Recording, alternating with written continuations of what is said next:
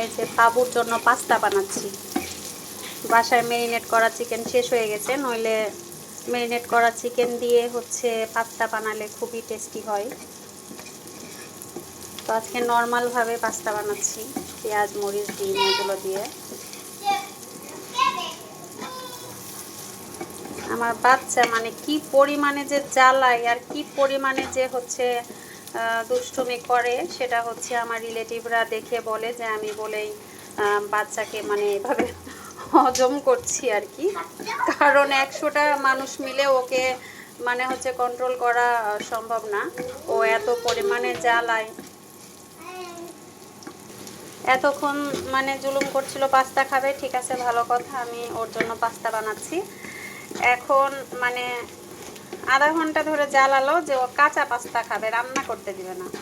এইটা নিয়ে অনেক কিছু হয়ে গেল, মানে হচ্ছে এটা ওটা ছুঁড়ে ফেলে দেওয়া, কান্নাকাটি করা, এ করা সে করা, শাউট করা।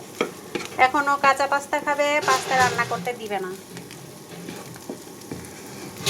তাও এই যে জোর করে রান্না করছি যে ওকে রান্না পাস্তা খাও।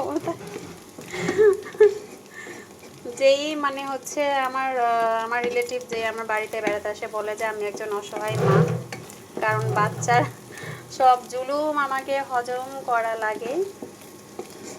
আর বাচ্চাকে জান প্রাণ দিয়ে ভালোবাসি। হয়তো সব মায়েরাই বাচ্চার জন্য জান প্রাণ দিয়ে দেয়, কিন্তু আমার মতো আমার মনে হয় না কেউ এতটা হজম করতে পারবে আমি যেভাবে হজম করছি বাচ্চার দুষ্টুমি।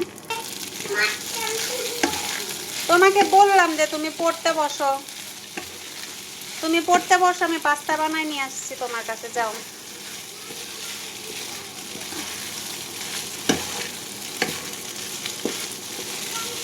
এখন রেস্টুরেন্ট থেকে চাউমিন নিয়ে এসেছি, সে হচ্ছে চাউমিন খাবে না, সে হচ্ছে পাস্তা খাবে।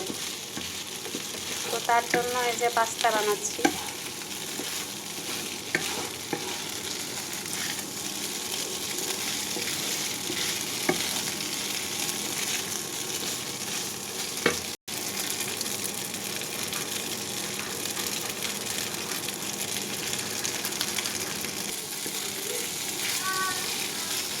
আমার পাস্তা বানানো কমপ্লিট। আপনাদের সাথে বক বক করতে করতে আমি পাস্তা বানিয়ে ফেললাম।